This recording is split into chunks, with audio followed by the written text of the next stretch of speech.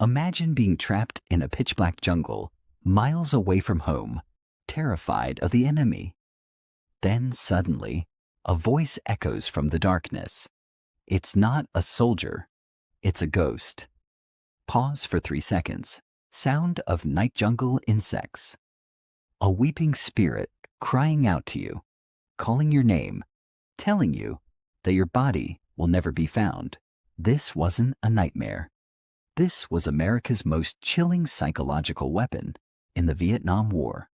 They called it Operation Wandering Soul, an elaborate, terrifying weapon designed to weaponize hell itself. To understand how a simple audio tape drove thousands of soldiers insane, we have to look at a deeply rooted belief, a belief that death is not the end. In Vietnamese culture, if a man is not buried in his homeland, his soul is condemned to wander forever. A wandering soul is a spirit trapped in an endless, agonizing limbo, filled with rage and sorrow. And in 1969, the U.S. military decided to use this sacred fear as a direct tactical knife. In early 1969, inside a heavily guarded room in Saigon, a group of military technicians gathered. They weren't cleaning rifles or analyzing maps. They were listening to a tape recorder. This project was so highly classified that even most high-ranking officers had no idea it existed. The goal was simple, yet sadistic, to record a soundtrack that could literally simulate a haunting. But they couldn't just use any scary sounds. They needed cultural precision. They brought in South Vietnamese voice actors, men who understood the exact tone of ancestral grief.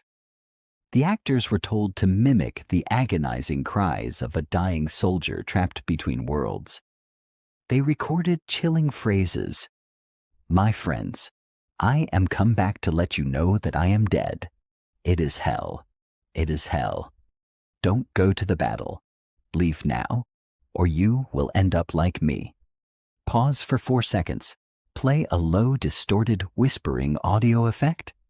To make it even more terrifying, they layered eerie Buddhist funeral music in the background, traditional gongs, heavy drums, and the wailing of mourning sounds that instantly triggered dread.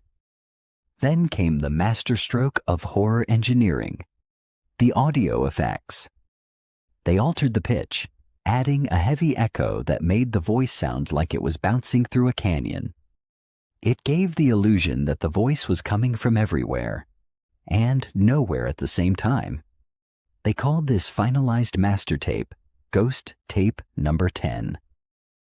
It was a 4-minute loop of pure psychological devastation, a weapon that required no gunpowder, no shrapnel, and no physical force to break a man's mind. But having the tape was only half the battle. Now they had to deliver it to the heart of the jungle. In the dead of night, modified UH-1 Huey helicopters lifted off from secret bases.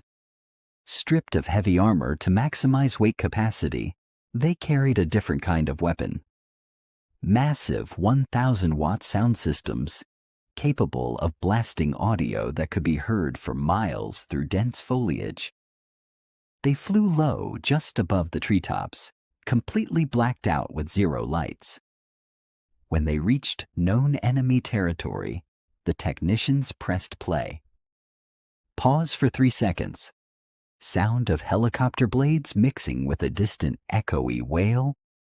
Suddenly, the quiet jungle was pierced by the sound of a crying child, followed by agonizing screams. To a soldier hiding in a foxhole, the sound didn't come from a speaker. It felt like it was descending from the heavens. But helicopters weren't the only delivery method. The U.S. military knew the enemy would adapt, so they created ghost patrols, elite ground teams carrying specialized equipment.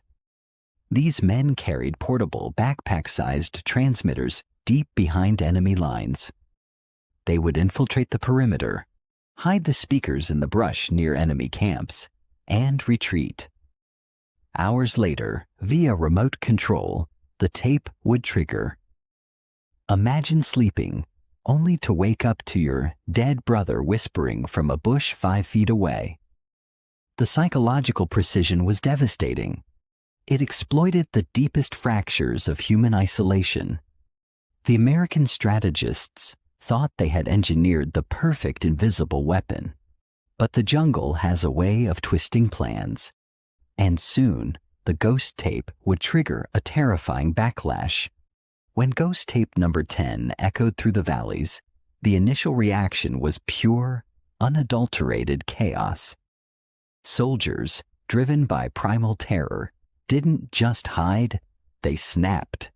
They began firing their machine guns blindly into the pitch-black trees, screaming at the ghosts to stop.